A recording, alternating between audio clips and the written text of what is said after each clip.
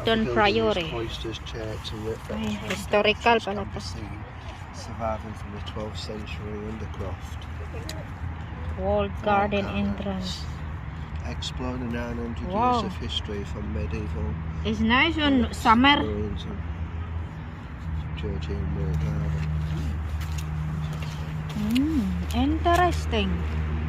The museum Norton Priory is the most Ayan guys, this is a history. 900 years. Ayan guys, welcome to my new vlog today. We're here in Norton Priory Museum and Gardens. Ayan ang building. Norton Priory Museum Gardens. This is inside. We have shop here as well. Mga binta. Ayan mga binibinta nila dito. Nagbibinta din sila. Ay, crafting. Ito, knitting to. Scarf. Knits. They knit clothes. Ay, take a picture.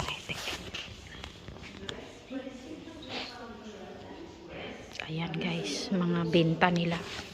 Meron din mga entrance ata dito. May entrance.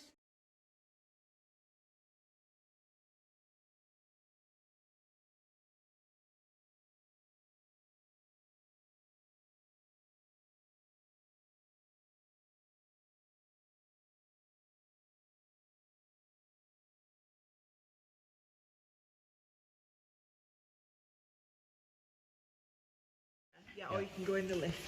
That one there. You have to start outstairs. And then with another gallery at the bottom of the stairs that will introduce you to these a bit booming. We know history because we go metal detecting. We're part of a group. Oh, well, we get night talks here sometimes. Oh, dear. Dear. Because it's a big site and we've, you know. It's hard to cover it, The mansion. This one. Entrance. Keeping those stones inside it and put 2 staircases on the front and one ascending staircases to be entertained, and the servants would do it, so you go upstairs, downstairs. Then in Victorian times, everything medieval was thought. We're here upstairs, guys. We'll go walk upstairs. Alright, we'll check this Priory Museum. Norton Priory Museum in it. That's that one, innit? That's easy. Which one? This one? Statue, First floor exhibition. Oh, that's the picture there. What picture? What picture? Ay, daghang mga kuan dire oh. Exhibit. There's so many exhibit here, guys. About medieval things. Female voices. Female voices. Students some first studio female artist to explore the role of working women. Carla Borel. Ayan, marami silang display. Ayan, guys. Is it time of Queen Victoria? Flint object. What? Jean Bennett. Jean Bennett. Jean Bennett. What's Jean Bennett? Archaeologist excavation took place in the Lord of 1975 and 76. Oh, they have on here remains. Flint blade. Flint blade. Oh, they have a Flint scraper. tiny thing, look. That stone. Even the stone, look. Blade pala yan, oh. Tingnan mo, ang liit-liit ng bato o ano. Blade pala to, oh. Ganyan na type ng bato. Ay, dami. Ayan, dito. Iwanan tayo. Ayan, sa ilalim, guys, oh. Wow. From Priory to family home and mansion. Ayan, to museum. Ayan, may nakasulat.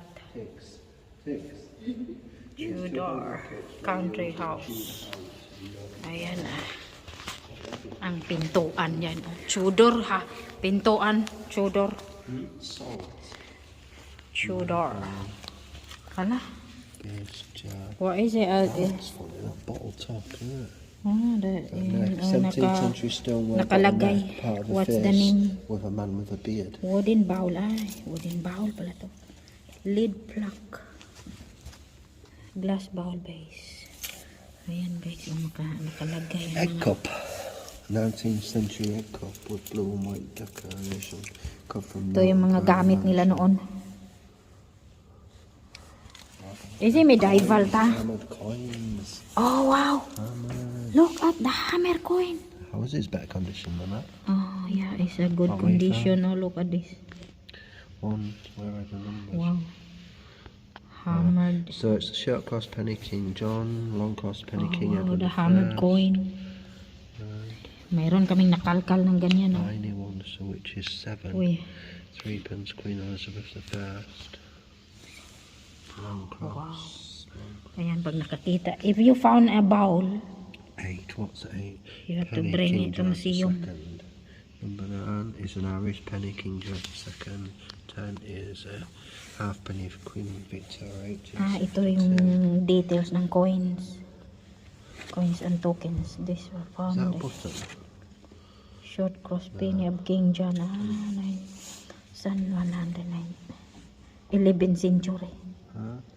So long cross penny What's that of one? King Edward. We have Copper long jet cross set. of penny ini. Edward.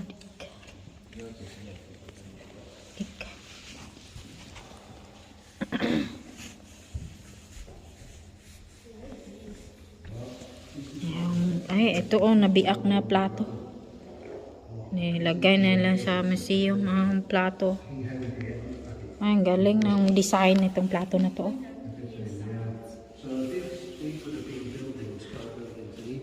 Ang daming mga remains. Hala? Oh, is it this one? Looks like a grave, doesn't it? A coffin. Oh, yan. Oh, sa likod. This with the heads in them, look, where you lay head in it. Oh, this is the one they dig, innit? Yeah. Oh, wow. You can walk around there. You can walk around there. Baby fish load more. Wow. Ayan guys, kinalkal nito ng mga archaeologists. Ayan ang mga remains. Daming nakakuha nila mga Oh, this is the whole lot, the castle. Before. Ito pala yun. The canons moved here where the old site in Runcorn, the monastery received building work almost constantly. When a new structure was completed, another one would be added or altered. The building work was paid for by benefactors of the priory, many of whom were buried here. The layout of the monastery following a typical format of auxiliary religious order. There's somewhere remain here. Look, the bones. What is here?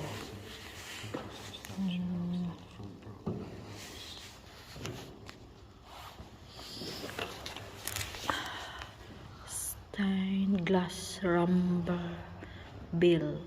Bill pala yan. They got lots of remain. This is the people who dig. Oh, that's the bones. They found a dead body there. A skeleton.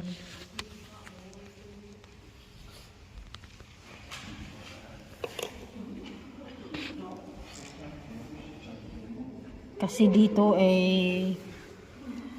nilibing na sa underground yung mga namatay. Ayan ang building, remain. The remain of the building. Ay, ang dami nito guys. Ito. Naka-televise. Ayan guys,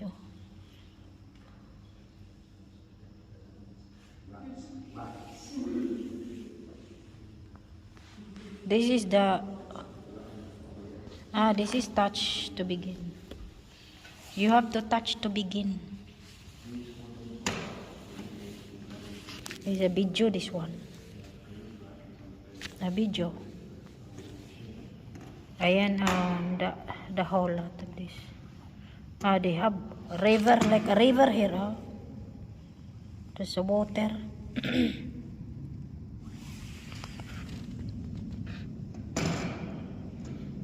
Cannons move into the drum.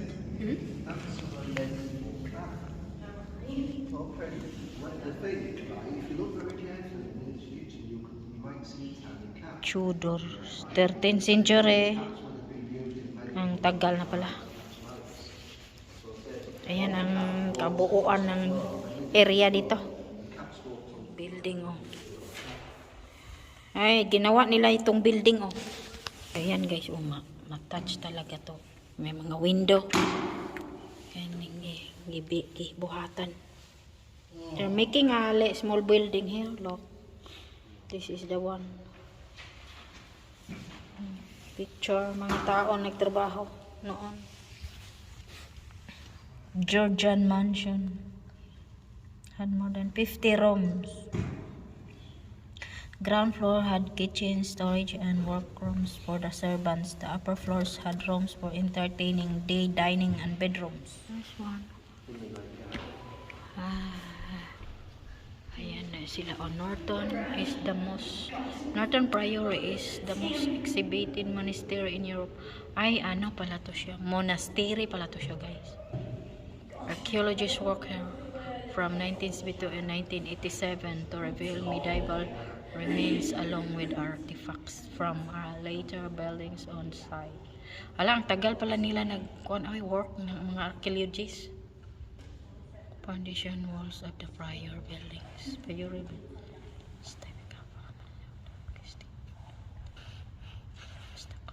Cloister with a dormitory. Ang tagal nilang nagdig pala dito. How many years? 20 years? 100 years? How, my lord? 900 years.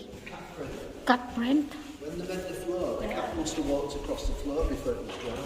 Hala ka. Leaving its print. Oh, yeah. Oh, madam. Meow print. Footprint ay. Hala ka.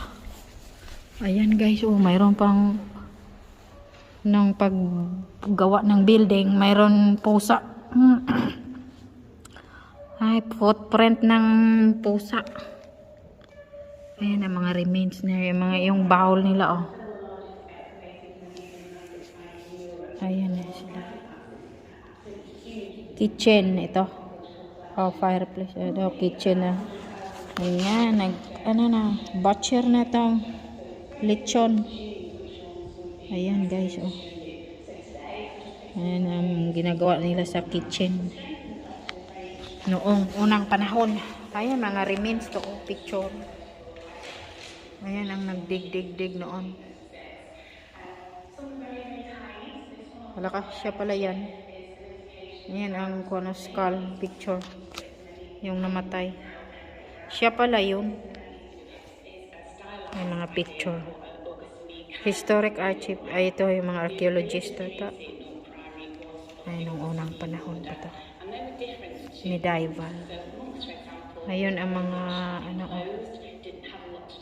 remain. Ay, ito yung namatay.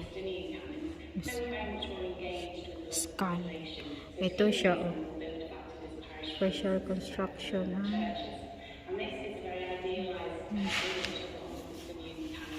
Yan pala, yan siya.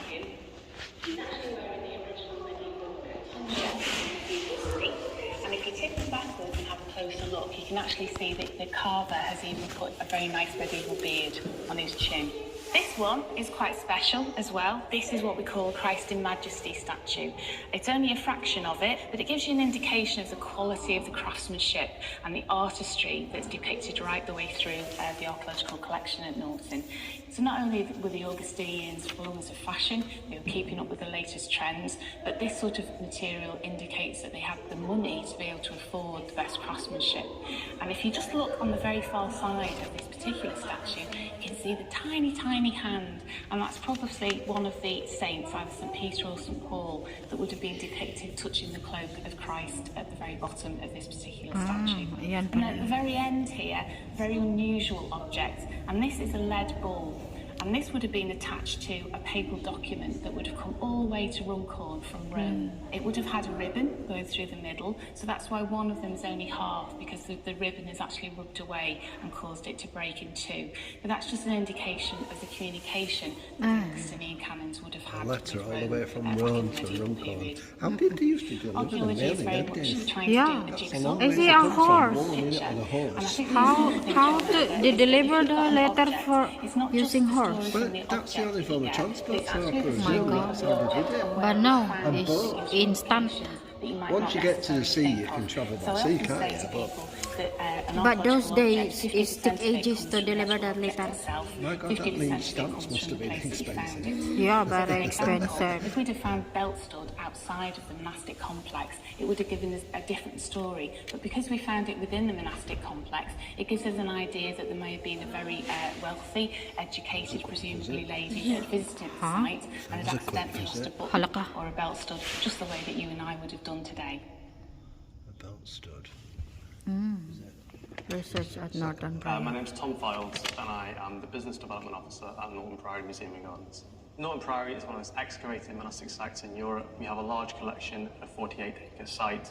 But in addition to this, we are 100,000 striving objects to they've contribute to found. the wider 100,000 objects, oh my My gosh. job Ang entails a dami. number of activities. First and foremost is the Arts Council funded project that sees radiocarbon dating becoming portable via our relationship with the University of Liverpool.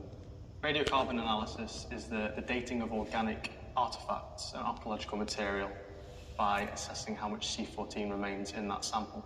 Radiocarbon dating can help strip back Did you the know that? technicality of archaeology. That's how It they can allow date us to have a stuff. They better can idea tell of our people's walls histories, by a people's thing called pasts, radiocarbon and it can let us dating. know That's what what that Radiocarbon? machine is there. Ah. It fires radiation at the object. And then they know how what date It counts how many carbon atoms are still left in it. carbonated. And then from that, they can calculate its date of how old it is. Ah, this one, Carbon dating. carbo dating. They can only do it with organic Ah, ito pala yun, carbo dating.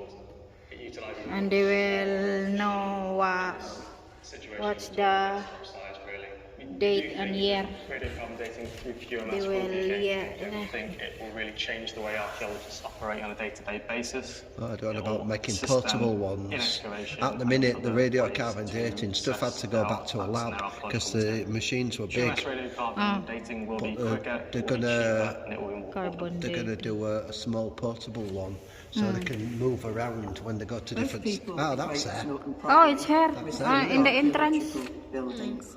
Oh, she's Our archaeologist remains as today. well. However, the Brooke family, lived here for over 400 Oh, years, look, they found that and they there. built several mansions. The last one was the Georgian mansion. Georgian mansion. This is a photograph look at of the mansion. Oh, there's the original One of my entrance favourites. downstairs. Like, Oh yeah, that one downstairs, preserved. the entrance. It must have been a wonderful Downstairs, place to visit. So this here outside However, one would be the thing- remains of the thing that we mansion. find most strange is the fact that very little survives in the way of plans. So we can't really say much about how it was designed inside, what the layout was. We know this from the basement. This is a print. This is all we have to show us what the layout was like. So we're fine for the lower levels, but what was happening in the main house? The father of the current Sir Richard Brooke drew for us a layout of the first floor. It has a large drawing room for parties. It has Salon, a small room small room. for the stuffed birds. Not many of us have that. Also, That's here the at layout of the staircase, building which shows there. stained glass windows.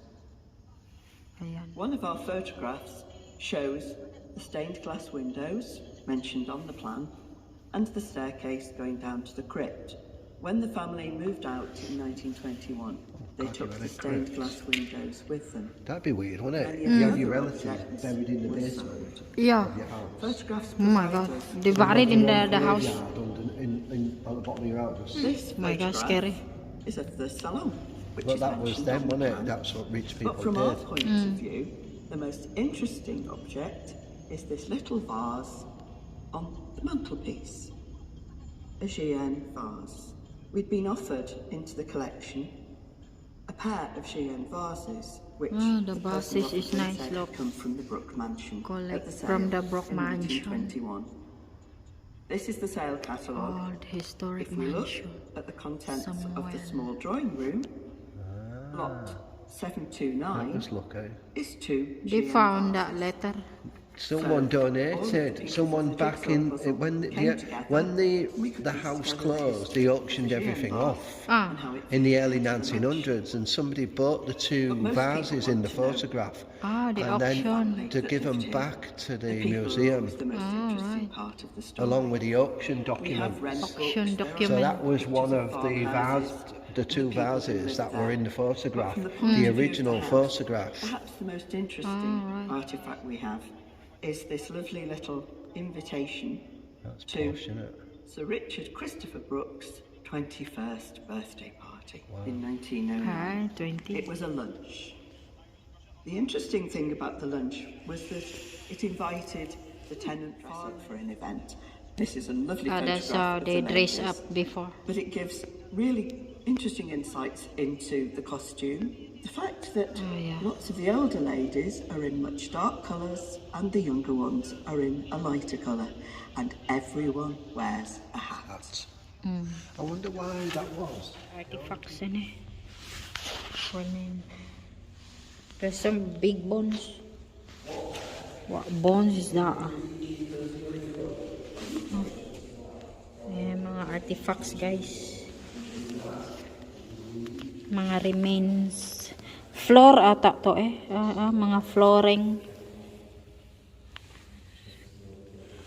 Mga ano na ba? Mga luma.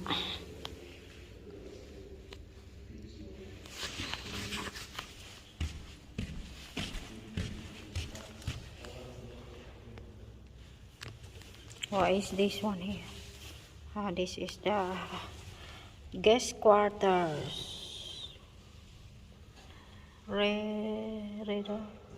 Ay, highlight nito. Highlight nito. May dinosaur lagi. Dinosaur. Ay. May dinosaur. Ayan, guys. Hello, what is this one? This one, what is this? Honey. Wendy. Honey.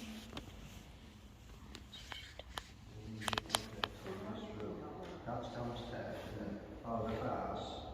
We've seen the vase, haven't we? That's the vase. What she was just discussing, but I don't think it's on display.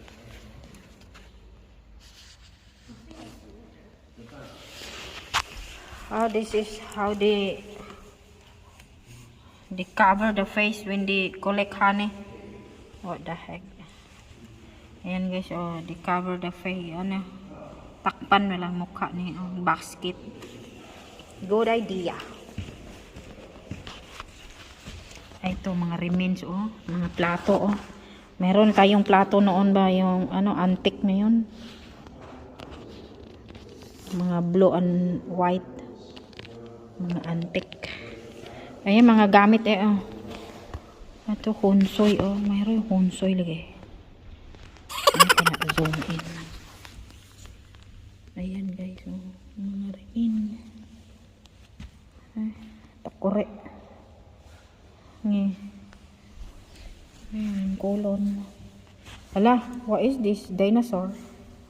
Dinosaur bones. Horse bones pala to. Horse bones. Ang laki naman yan. Ang laki ng bones pala ng horse. Ayan, slippers. Mayroon din silang tokens dito. Tokens. 18th century trade. Tokens were issued. Liverpool. Mayroon mga token. Liit-liit. What is this? Horse bone. Tiny one. Remain. Cheshire Northern Fortress. Ayan ang remanan. Oh. Sa Beapick Hill pala yun. Beapick Hill. Ayan, oh, kalkal niya yung bones. There's so many artifacts. Ayan guys, ang garden yan eh. Tapos sa likod, oh. Ayan, ang laki pala nito, eh. Ang laki, nasa likod, oh. Tagal nila tong nakalkal pala. 900 years nilang kalkal nitong lugar na to. 900 years mo kinalkal pala. Gaya day, oy, 900 years. Wah! Wah! Panang area. This priory was knocked down during Henry VIII. He knocked down the abbey and the church.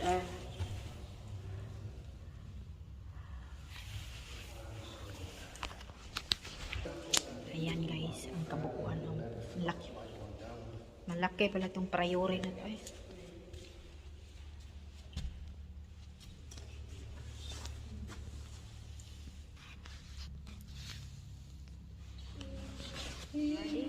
At the back ay ito yung garden na lang sinasabi niya, oh. Ay mga animal, mga birds, bees. Ayan, oh, butterfly, mouse. Ang ganda. Touch to begin. Begin. Oy. Touch to begin. And this garden alone, in one day even, the amount of invertebrates here that were recorded were phenomenal. It was easily about 700 species, and that includes flies, it includes beetles, bees, everything you can think of insect-wise are recorded here. The gardens here are fantastic for pollinators, so you'll get lots of bee species, hoverflies, butterflies, moths, all sorts of stuff that you would expect. There's a fantastic range of plants which are perfect for all these pollinating insects, Just as well as apple. pollen throughout the season, which is really important. So when bumblebee colonies are just starting up and they really need a source of nutrition, this is a perfect place to go, just because there's so much in flower here, lots of different variety. It's important to realise that different pollinators have different flowers. So, for example, you'll have flowers that are very deep in length, and they're good for bees that have long tongues. So when a bee comes to pollinate this flower, what it'll do is it'll put its head out, and it'll brush its fur against this little bit here, which has the pollen on it. So that'll be dusted onto its fur. Its tongue will go down the whole length of this flower as it feeds for the nectar, and then once it's finished, it'll go on to another plant and do the same, but the pollen will be deposited on the female part of the plant, then it's pollinated. This one is an example of a fruit, a Chinese quince. Hoverflies as well as short-tongued bees really like these. They have really nice open flowers, and they flower early on in the season in the spring, so it's important for a lot of pollinators to get access to those so that we can get fruit later on in the season. This is a queen tree bumblebee, and this is actually a relatively recent addition to the area. I think they were first recorded maybe 20-15 years ago. And this is one that's actually naturally colonised in the UK. There was a place where they're called mason bees. And then she'll move on to the next one, make a new pollen ball, lay a new egg, and then so on and so forth until the whole cavity is filled.